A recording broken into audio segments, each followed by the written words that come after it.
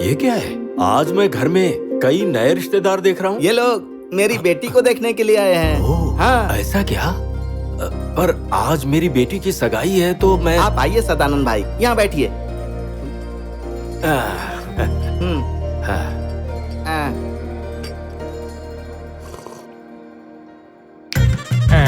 बेटा क्या करते हो तुम?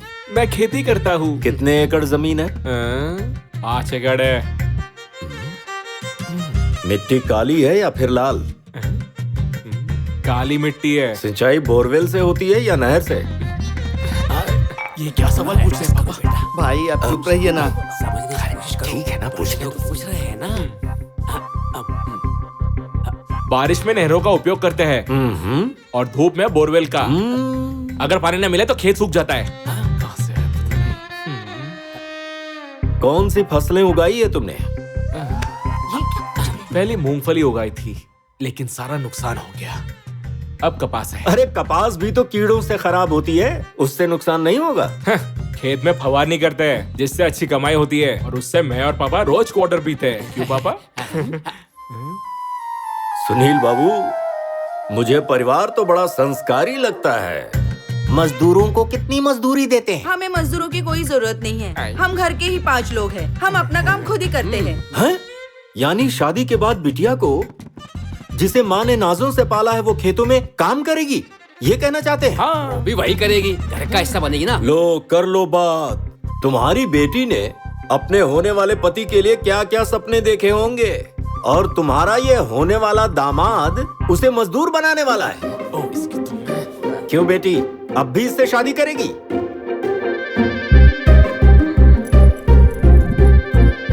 सदानंद भाई, मैं आपके हाथ जोड़ता हूँ, आप यहाँ कुछ गड़बड़ मत कीजिए। अरे चल, ये रिश्ता मिला था शादी करने के लिए। ये क्या कह रहे हैं पापा? तेरी बेटी के लिए मैंने एक पढ़ा लिखा लड़का देखा है, मेरे भांजे के जैसा। तुम ये रिश्ता क्यों तोड़वा रहे हो भाई? अरे वो, लेकिन पापा इन्हें सॉफ्टवेयर वाला दूल्हा चाहिए। आप मेरा मुंह क्या देख रहे हो? चलो यहाँ से।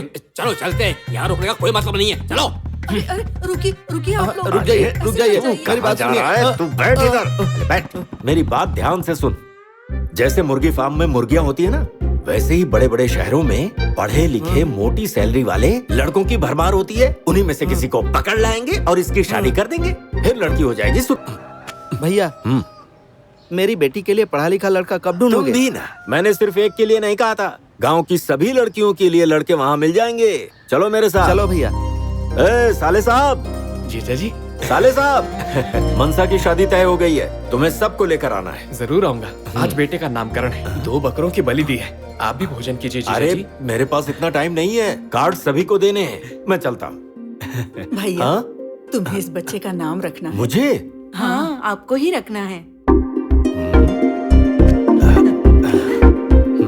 आपने इस गांव को सॉफ्टवेयर में परिवर्तित कर दिया है, तो आपको इस बच्चे का नाम रखना पड़ेगा।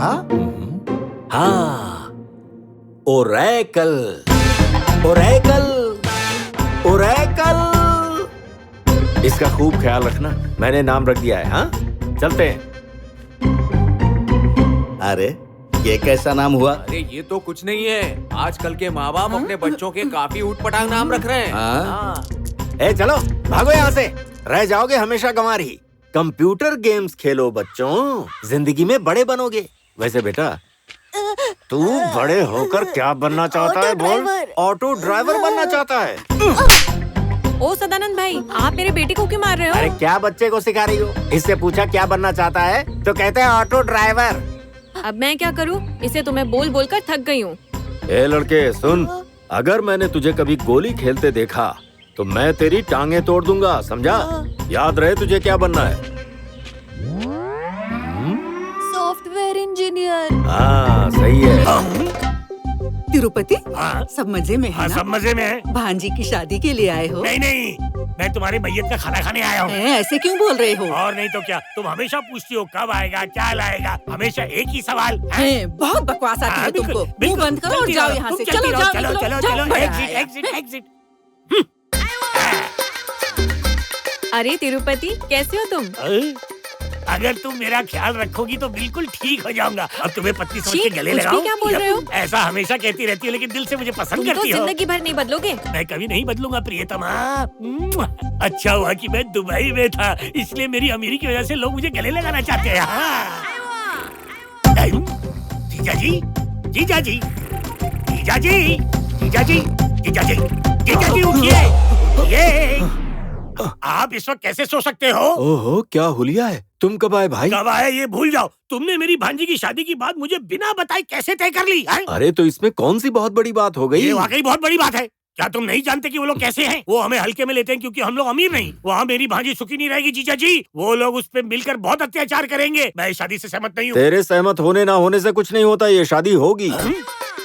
कैसे होगी? क्यों नहीं होगी? कैसे होगी? क्यों नहीं होगी? कैसे होने नहीं क्यों दूंगा। नहीं होगी? उस घर में नहीं क्यों होगी। नहीं होगी? नहीं तू होगी। अपनी बकवास बिल्कुल बंद नहीं कर। होगी। मैंने शादी तय कर दी है, ये शादी तय होकर कर दिया, रहेगी। तोड़ तू दूंगा। अपनी इसी बकवास वक्त बंद कर, तोड़ मैं कह रहा हूँ दूंगा, ना। नहीं अरे चुप। अरे तुझे अक्ल है कि नहीं?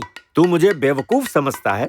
दामाद को देखने मैं हैदराबाद गया था। वो हफ्ते में सिर्फ 5 दिन काम करता है और महीने के 2 लाख रुपए कमाता है। और पता है, शादी के बाद वो मेरी बेटी को अमेरिका लेकर जाने वाला है। अब भला मुझे इससे बढ़कर और क्या चाहिए?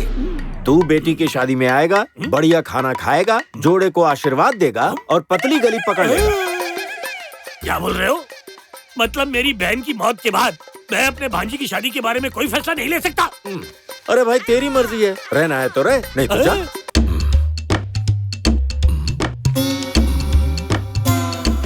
उसने तेरी बहुत पिटाई की, उसकी हिम्मत कैसे हुई ऐसा करने की? भले ही वो मेरा भांजा है, पर गांव के किसी आदमी को मारना गलत है।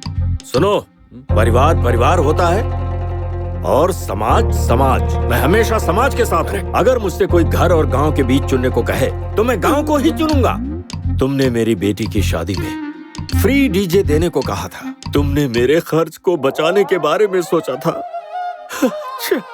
क्या कर दिया? सुनो, भले ही मेरा भांजा आकर तुमसे कुछ भी कहे, पर तुम माफी मत मांगना। ये शादी टूट भी जाती है तो भी कोई फर्क नहीं। अगर ऐसी स्थिति आई कि उन दोनों की ये सगाई उन्हें तोड़नी पड़े, तो पहले तुम्हें उससे साइन करवाना होगा, जिससे लड़की को किसी से भी शादी करने की आजादी मिले।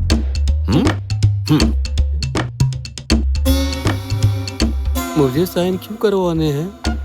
मैं तो पहले से ही दुख से भरा हूँ। कोई ऑप्शन नहीं, जिसे पीटा वही साइन करेगा भाई। हर कोई ऐसा व्यवहार क्यों कर रहा है? तुम अपने आप को क्या समझते हो? तुमने आकर हमारे डीजे भाई को पीटा। तुम्हें क्या लगता है ये शादी होगी? खुद को हीरो समझते हो क्या? हम तुम्हें छोड़ने वाले नहीं है। तुम हमें बेवकूफ समझते हो क्या? ए, तू बोलेगा तो हम यहाँ चुप रहेंगे क्या? हम भी तुझे पीटेंगे। तुम खुद को क्या समझते हो? नीचे बैठो। तुम्हें क्या लगता है इस गांव में तुम ही मर्द हो? मार तो उस डीजे को पड़ी है ना, उसे यहाँ पर जल्दी बुलाओ। वो अपने घावों की ड्रेसिंग करवा रहा है, थोड़ा इंतजार करो भाई। भाई 1.5 फुट उठ। आओ बैठो भाई।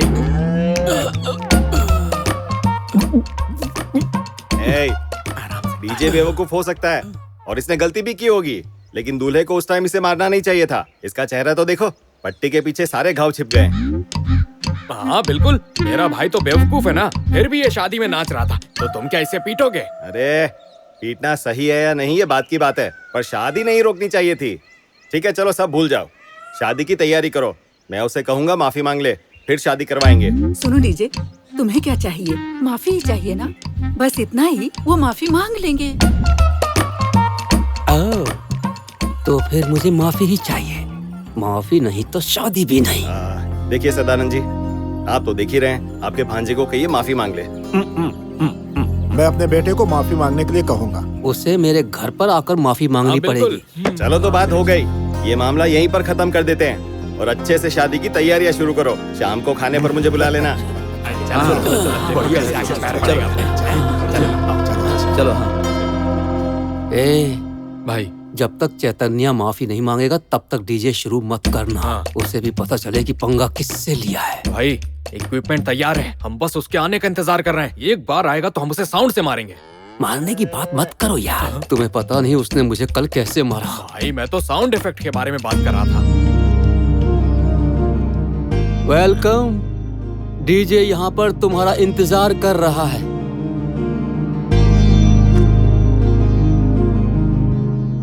Thanks DJ. ये क्या बोल रहा है? सॉरी बोलने के बजाय थैंक्स बोल रहा है। नो थैंक्स कहो। No thanks. जब तक तुम मुझसे माफी नहीं मांगते तो तुम अपनी शादी को भूल जाओ। अगर मैं माफी ना मांगू तो क्या तुम ये शादी रोक पाओगे? हाँ? देखना है तुझे? अपने डीजे की कसम है, इसकी आवाज कभी कम नहीं होती है।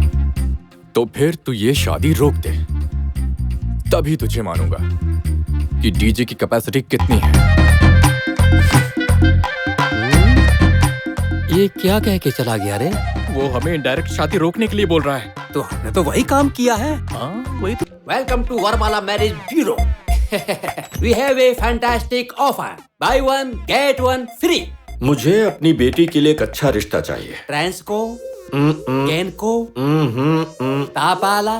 तापाला? व्हाट अबाउट कपाला? कपाला मतलब? इसका मतलब होता है सिक्योरिटी गार्ड। मुझे सॉफ्टवेयर इंजीनियर दूल्हा चाहिए, ओह, जिसकी तनख्वाह कम से कम 2 लाख हो और जो शादी के बाद मेरी बेटी मनसा को अमेरिका लेकर जाए। ओके।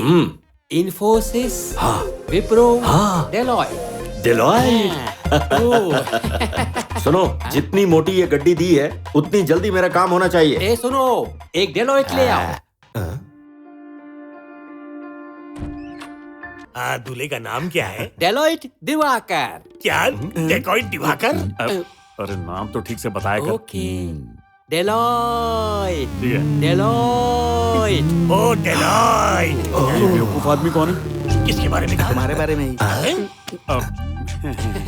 सर, आपने एक सॉफ्टवेयर दूल्हा मांगा था ना, तो ले आया। ओह, दूल्हा बड़ा हैंडसम है। वो इस तरफ आ रहा है।